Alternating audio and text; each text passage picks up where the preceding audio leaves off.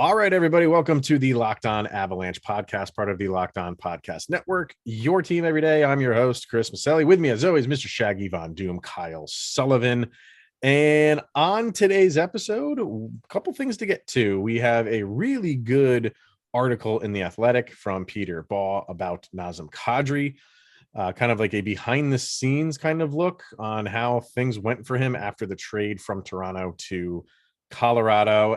And does this, I mean, in reading it, if you subscribe to The Athletic and you read it and you kind of like read between the lines, does it mean anything in terms of his unrestricted free agency that is right around the corner? We'll talk about that. We put up Instagram questions, or people sent us Instagram questions, and we will get to those.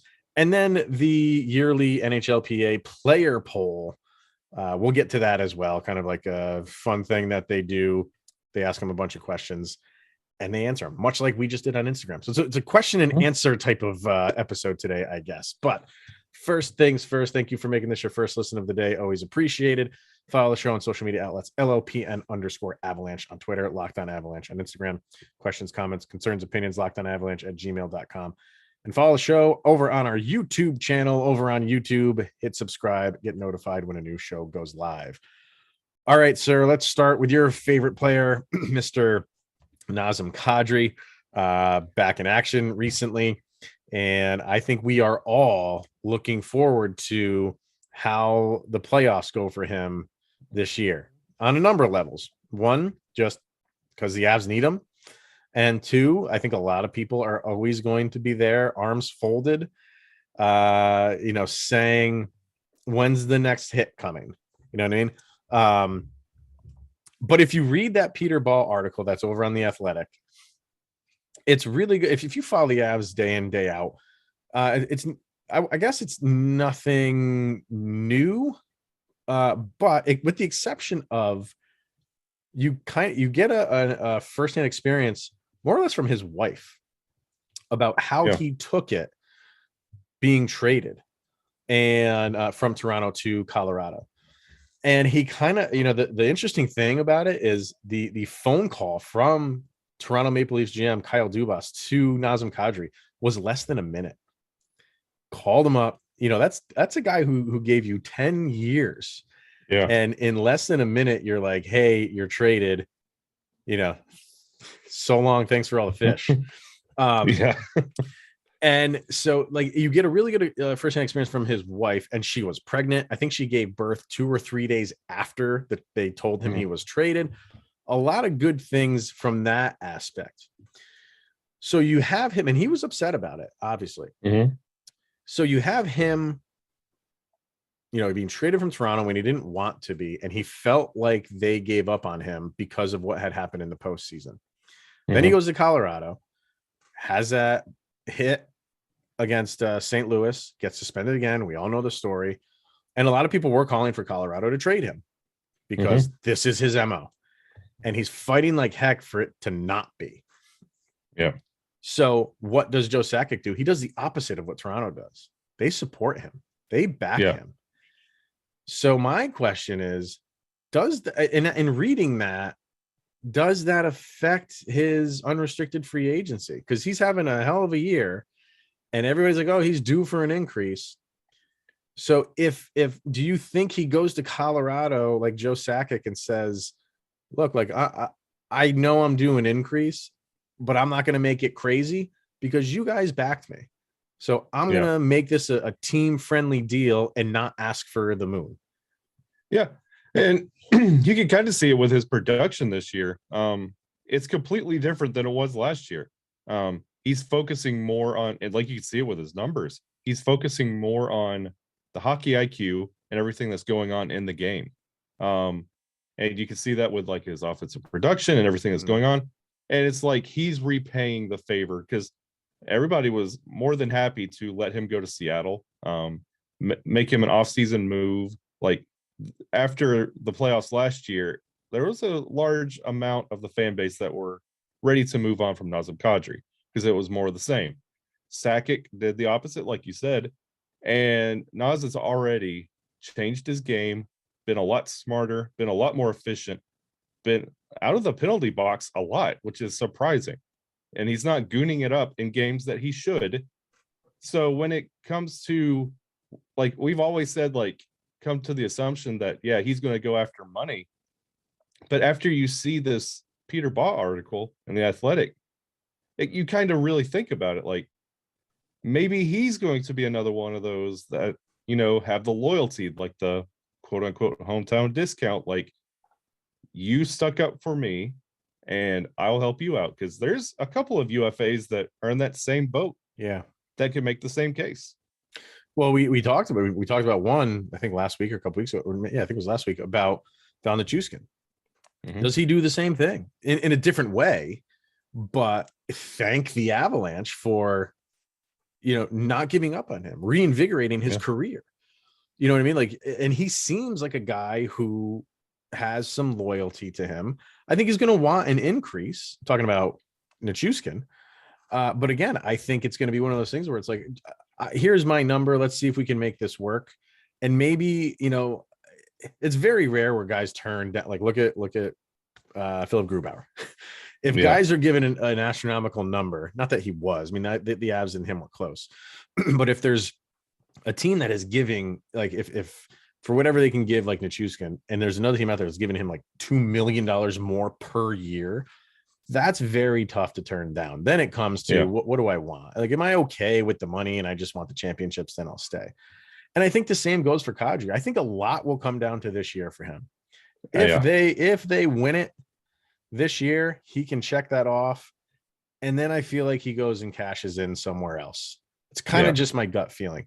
And you read in the article, like, he didn't really give much thought to Colorado or the Colorado Avalanche while he's playing in Toronto. And when he got traded there, obviously it was a shock. He's made Denver and Colorado his home. He loves it there. You have to take that into account too. So I don't know. I like I said, I think a lot depends on this year. If they don't win it, I could see him saying, like, this team is too good and I have some unfinished business here. Let's talk. I deserve a bump because of how I'm producing for you guys. But like I said earlier, like, I'm not going to make it so astronomical where it's going to prevent us from signing those guys to help us win, which is why I'm staying here in the first place. You know what I mean? Yeah. Yeah. And you get that with all three of them. We've talked about Darcy Kemper, Val Nichushkin, and we've talked about Nazem Kadri, all with that loyalty. And I completely agree with you. If they get past the second round, the chances of them sticking around are a little bit higher. If they make it to the conference finals, it's a little bit higher. You get to the Stanley Cup, I would say it's about 50-50 at that point. If they win, that's where age comes into play. Like, Darcy Kemper and Nas are a little bit older, so they've got that cup. Do they want to go home? Do they want to find a place to settle down for good? Like, Val, he could still come back. Out of the three of the UFAs, I believe Val would be the one to come back depending on the playoff success. If it's a first round exit, all three, who knows? Well, then it would come down to two facets. What players want to come back and, this unfinished business mantra, and do guys like Joe Sakic say, like, do we need to kind of blow this up because we haven't made it past X round? So, but I don't know. If you're one of those three players, do you want to be part of that process? Yes. And I as we were talking about Darcy Kemper too, like, I think he's respecting the team for what they had to give up to get him, and he's had a great year. So he's another one. He's going to get thrown a lot of money, and it'll come down to money or winning. And a lot of times money does win out. I got to say, most of the time money does win out, but I don't know. I just feel like it's a different mentality here for this Avalanche team. They've been compared to, like, Pittsburgh Penguins teams where they kind of can deal with players and give them a little bit less money for, this franchise that everybody loves there. You're going to be beloved in that town, and they've made it work there, and they're successful, obviously. So I think the Avalanche are going down that road, but it's going to be really interesting because the Avs can't just overpay for these guys just to keep them. It doesn't work that way with the NHL salary cap. They want to keep them. And I think these guys want to stay, but they are going to want fair market value. And that's where it's going to be an interesting offseason. Yeah. And it all comes down to where this team finishes in the postseason. If it's one step back, do you want to be part of a rebuilding process and continually hitting a wall? Like I wouldn't use the term rebuild. Well, but you're putting the team back together because like this is basically a rebuild from last year. You don't have Saad, you don't have Donskoy, you don't have Pierre-Edouard Bellemare. Like there's still a retooling process of the team. Right. Like you're still mixing pieces around. Next year, if you're out in the first round, you're going to have to do more significant moves to improve on this team. Mm-hmm. But if it's a conference final exit, you still believe on where this team's going. And you're like, one more year, one more piece. And then you take a little bit less because let's get that one more piece. Yeah. The same thing if you are exited in the Stanley Cup. But if you win a cup with this team, do you want to do it one more time? Let's run it back one more. Or, hey, I got my hardware. I'm going to go to X team, retire there. I'm fine. It's a good point. Because you always be like, if they do win it, it's like, okay, like you said, let's go in another. Let's create a kind of a dynasty here. Do we want to be part of that? Man, a lot to think about when it comes to some of these unrestricteds. If you have The Athletic, definitely go read the article. It is a good read. And like I said, it gives you kind of, excuse me, some of those behind the scenes moments for his family in Toronto and then leaving there. And a little bit of his history as a kid too. So it's really good, really good article. So check it out.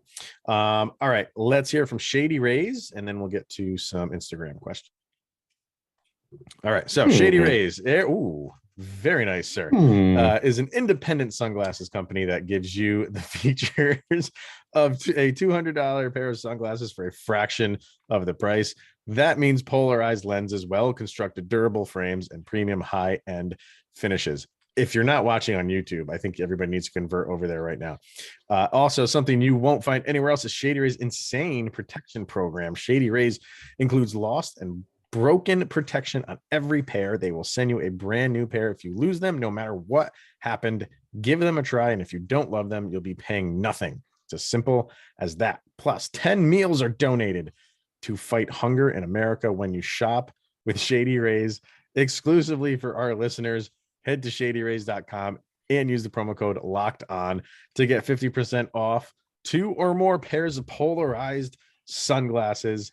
That code is locked on for the best deal of the season. 50% off 2 or more pairs of Shady Rays sunglasses, backed by over 150,000 verified 5-star reviews. Man, that's when I got split screen, when I got you over here and I got the ad read over here. I'd rather watch Shaggy doing some dancing, but I got to get some business done. So, all right. Instagram time. We threw up a question and answer thing up over on Instagram, and we got some good questions there. Let's start, I guess, right at the beginning. And this time I'm going to try to get the people who asked the question. Last time I wasn't utilizing it properly. So this is from Ty Moreland, and he kind of breaks it up into 2 questions. He says he's a first season Abs fan who has been who has been the biggest miss these past games, and meaning who have the Abs missed the most between Taves, Kadri, Rantanen, and Landeskog. Honestly, if you're going off just evidence so far, because we still haven't seen like Mikko and Landeskog, you'd have to say Taves. Just because Kadri has taken him a little bit to get back. Like Taves, as soon as he hit the ice, like it's noticeable. Yeah. His contributions bring it on. Welcome back, Taser. I think when each of these guys, like one at a time, comes back, you're going to be like, oh, we missed that guy a lot. Oh yeah, we missed that. And then because they're coming back like one at a time. Rantanen's coming back Thursday night, and we're like, oh yeah, see what he brings to the team. And I commented within this question, I said, for me, it's just noticeable when you're missing your captain as long as he's been out. Yeah. You know what I mean? Like in more ways than one. What he does on the ice is well documented, well known. He brings that dynamic to the team, and he is a team captain. and what he does on the bench, how he, interacts with the team. He's still doing that. Just it's different when he's not there in uniform on the ice. So for me, and the power play looks a lot different without him too. Yeah, 100%. So for all those guys, you miss all of them. But I got to go captain for that. So Nick Bichelle asks, what power play zone entrance would you use? That's not the drop back pass. We talk about that often. How wait a minute, there's something else there, believe it or not, if you just watch the Avalanche, there's more ways than one to bring in the Get puck out of here on the offensive zone for a power play. I'm not saying abandon the slingshot pass. Yeah, it does have some value, especially when you have someone like Nathan MacKinnon doing that. The problem is when it's coming, it's very easy to defend. And I'm shocked at how often the Avalanche run that, knowing the other team knows it's coming. So if you have just like 3 different plays, that's all you need. Have that be one of them. And when the other team doesn't know which one's coming, you have the advantage. The Avalanche do not have the advantage. I'm sorry. No. They don't. When they're running that play over and over and over again, it's just not happening. And honestly, the easiest fix that you could possibly do with what you're saying right there is, how like usually it's Kale that takes it up to about center ice and everybody gangs up on that blue line and they're waiting. Here comes the drop back. Kale, just take it. Well, and he's done that. There's times where he's looking for the drop back pass and the defender's cheating so much. He's almost near Nathan MacKinnon and he's just like, all right, fine, I'll take it. And he'll go, which is dumb on the defensive side because we all know Cale Makar's puck handling and edge work like that, okay, fine. I'll take that every time. But you need to have, when you do that slingshot pass, the danger in that is it's one guy cutting through 4. Yeah. You need to offset that to have a 3-man forward advance and have that. You need to have the numbers, and the Avs don't when they run that play. So you need to have Cale Makar can be one of them. Normally it's 3 forwards, but when you have Cale Makar, as good as he is, you have him with 2 guys flanking him, and you typically pass it to a wing and let the defense go to one of the sides, whatever side they're on. And then you can do so many things from there because you have opened up ice on the other side of the ice, on center ice. You can fling it in and have a hard pass, which, whips around the boards to who's on the other. There's so many things you can do. But when you have the one slingshot pass, bringing it in, you're limiting yourself to what you can do. They could keep the same style and formation that they're usually doing, and like that everyone in the league knows exactly what they're doing. And they could turn it into like the equivalent of a read option in like college football. Like you can make so many different plays and adjustments. Like knock it up to one of those guys sitting at the blue line, just out of the blue, to see what happens. Like what's the worst that can happen? Like you could go with that drop back pass, or Kale could keep it. You have 3 options you could do in that same formation that everybody's automatically thinking Nathan MacKinnon's about to get this puck. So we're just going to sit here and wait for him. Catch them on their heels. You could take that same power play and just do 3 different things. Yeah, because you have to read the defenders on where they're going. If you have those 3 forwards going forward and you pass it to one of them on the wing along the boards, something has to happen. A defender either has to take him. That leaves other guys open on the other end, which again, you can sail it around or make a couple passes to go to the other side and bring. All we're looking for is an entry. We're not looking for something to formulate that's just going to lead to an immediate shot on goal. What you want is to gain the zone. And I'm just baffled at how the Avalanche constantly run this back over and over and over again. And if they were successful in doing it over and over again, then fine. I'm not going to argue it, but they're not. They're not. So please, like, you need to change it up. So that could be an entire episode on different plays that you could run to get it in. And all I'm asking for is the Avalanche to come up with 3 different ones and rotate them somehow, because then you'll have the defense guessing and you just gain the zone every single time. So I don't know if that answers your question, Nick, but we'll talk about it in the Twitter space. He's an OG. He is. All right. Jake Jackman says, how can I convince my wife to let me buy more Avs jerseys? I jokingly put up foot rubs up for an answer for him. I mean, how do you know what the easiest way to do is? And I don't know if she does this or not. I'm guessing because you have to convince her that she's not watching them with you. If you just have her watch the games and she can see firsthand how amazing this sport is and how great this team is, maybe she'll be like, you know what, you're right. Just go get, you know what, and while you're at it, get me one too. Yep. And I'm not anyone to give relationship advice, so run with what Chris says. Yeah. Suns to 303. If the Avs make a deep run, who do you think steps up beyond the top 6? Go for it. That'd be a newie. That'd be New Hook. Really, I mean, he'll be interesting to watch because this will be his first, real, playoff where he's had a lot of time. He played the whole season, so he's a little bit more comfortable. And let's see how he goes in the playoffs. He's been building all year, and like that. I think it was Abe Kubel and New Hook in that St. Louis game. They were working on some stuff. I think we're going to be talking a lot about New Hook when the playoffs roll around. For me, I and you know this, but I always feel like JT Compher kind of picks it up a little bit in the playoffs. Not so much last year, but I do. I think he's one of those guys that understands like this. We're on a good team, and it's not a given to make the postseason every single year. So I feel like he does. I feel like he steps it up a little bit in the postseason. So in the bottom 6, as far as the bottom 6 guys goes, I would look for JT Compher to make a big contribution to that. So. Skier Man 2194, fully healthy. How do our forward lines look? Do you keep Landy, Rantanen, and McKinnon together? Yes. Yeah. I know what people kind of want to do, break them up, maybe drop Rantanen down just to strengthen lines, and I get all that. And the way I answered him on Instagram anyway was I don't do that in the beginning. In the beginning, you need to make a statement early, and the best way to do that is have those 3 together. Yeah, and the thing is, you got to think like in playing fantasy hockey, like that's great, that's wonderful. Like split them up, it works.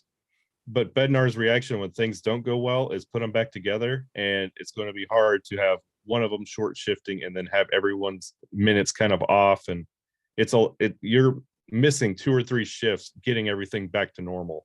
So just start them out that way and keep them that way. Got it. Yeah, I agree. It's a long Instagram name, but I can get Phil out of it. So I think it's Phil. Phil. Avs win the Stanley Cup if blank. If this team believes in what they can do, and they do what they do.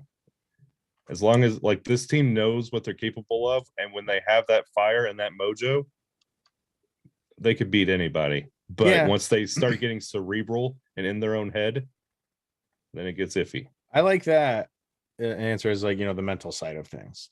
And especially, obviously we hope this doesn't happen, but if the Avs like lose game 1, I think the fan base is going to be up in arms. Every single game in the postseason is life or death. So if you lose that first one for whatever reason, it's going to be like, oh God, we're panic time. And while the team won't do that, you do wonder from afar what's going through their heads if that were to happen. So yeah, you mentally, you don't want to change anything. Like you don't want to panic and start playing differently. Play your game. Even if you're down in the series 1-0, continue to play your game. And it's going to be difficult for another team to beat you 4 times when you're playing your style of hockey. Right. And we play the team against us on the ice and not the referee.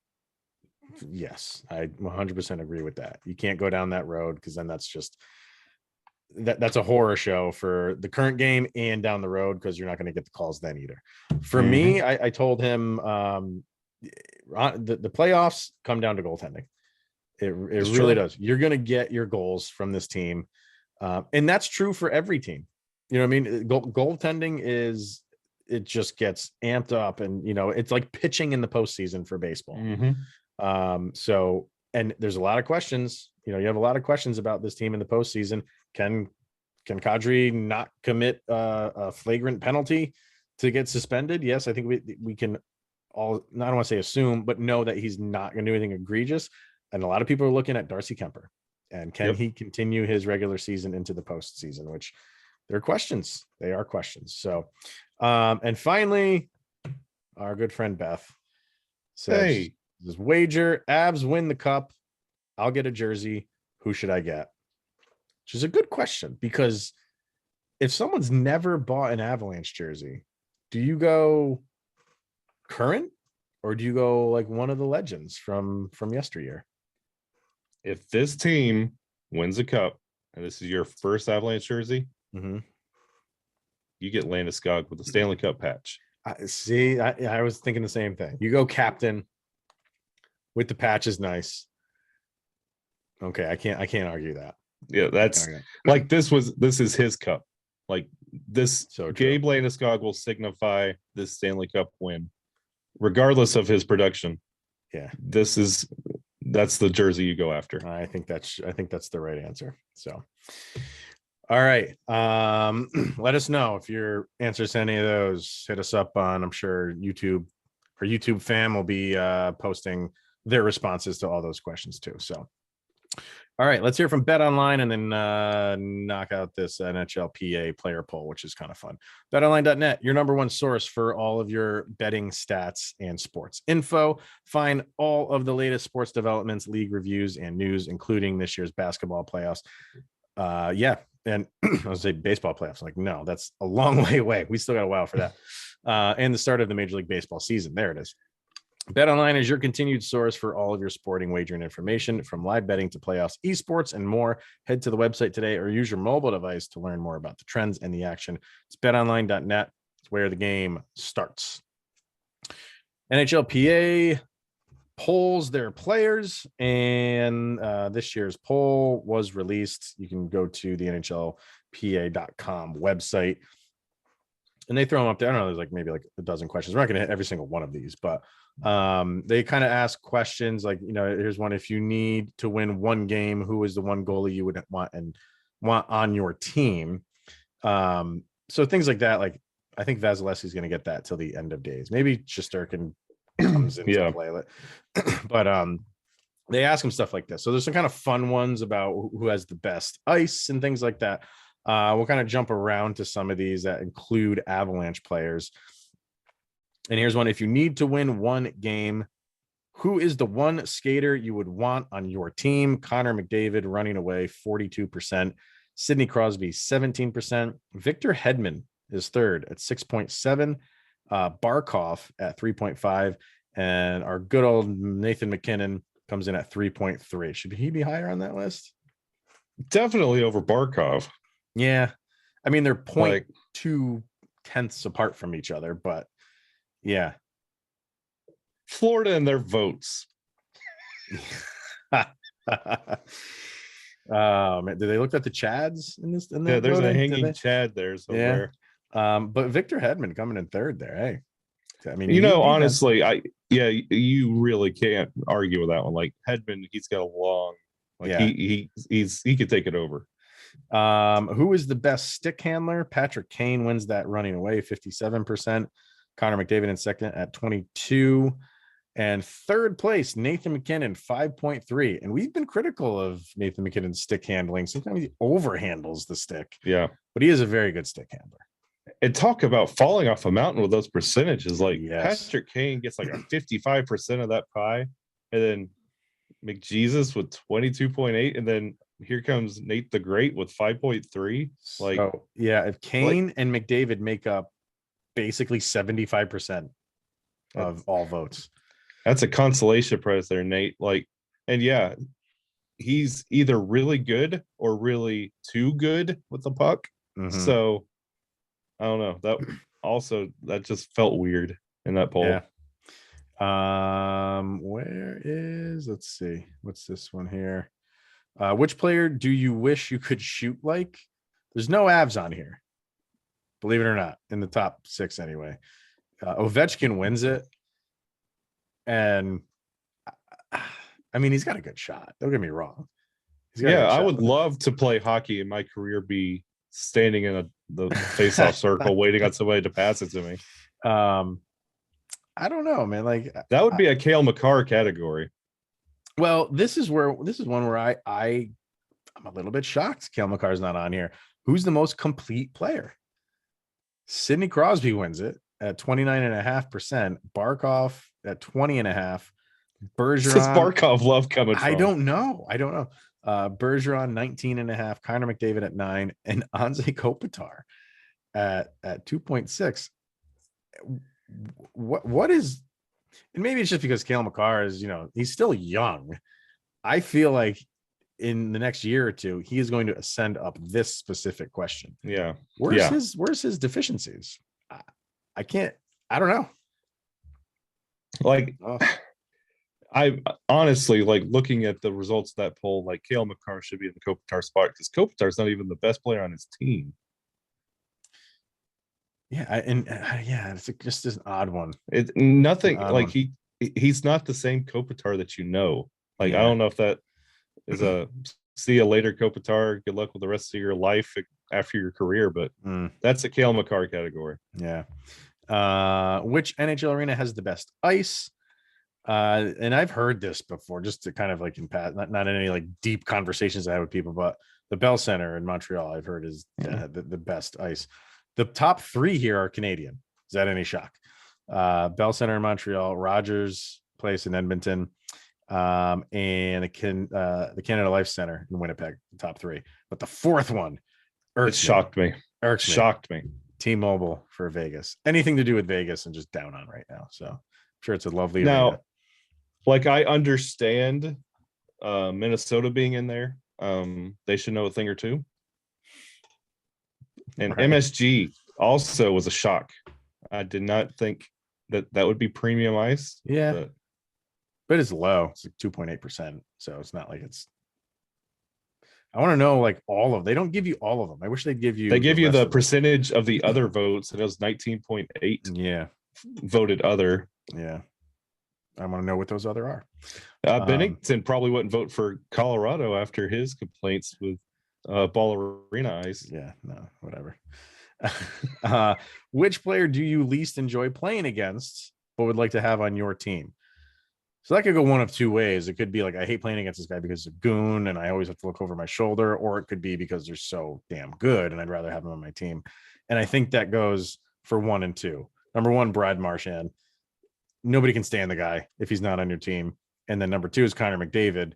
Nobody can stand the guy if he's not on your team for a different reason. Nathan McKinnon does show up on there at 5.3%. And again, I feel like this is another one Cale Makar is going to be on in a year or 2. I don't know. I think he doesn't. Nathan McKinnon's an agitator. Cale Makar is not. He's a rectifier. Like, yeah, okay, I like that. Yeah, he gets out there and like he'll pay the receipts and he'll settle the score. But Nathan McKinnon goes out there and just makes you like, he aggravates you. He does things that makes you look silly. Like, he's got that personality that you're just like, if you don't shut up, like, yeah, I understand that one. Yeah. And finally, which NHL player could make it in another sport? And these are all low percentages. So again, I really want to see where all the other, there's 76% of other votes on here. I want to see, because this is fun. You have Joe Pavelski, who wins this thing at 4%, playing golf. Apparently Joe Pavelski is a really good golfer. But you have other ones here: Anders Lee in football, Zdeno Chara in basketball. That would make sense. Who else? Greg McKegg. Yeah. Brian Reeves in football. And that's really it. But I mean, Nathan McKinnon's a good golfer. Yeah, Tyson Jost, I know he's not on the Avalanche anymore. Tyson Jost is a good golfer too. So yeah. There's a couple more on here if you want to go check it out. It's just kind of a fun thing that they do.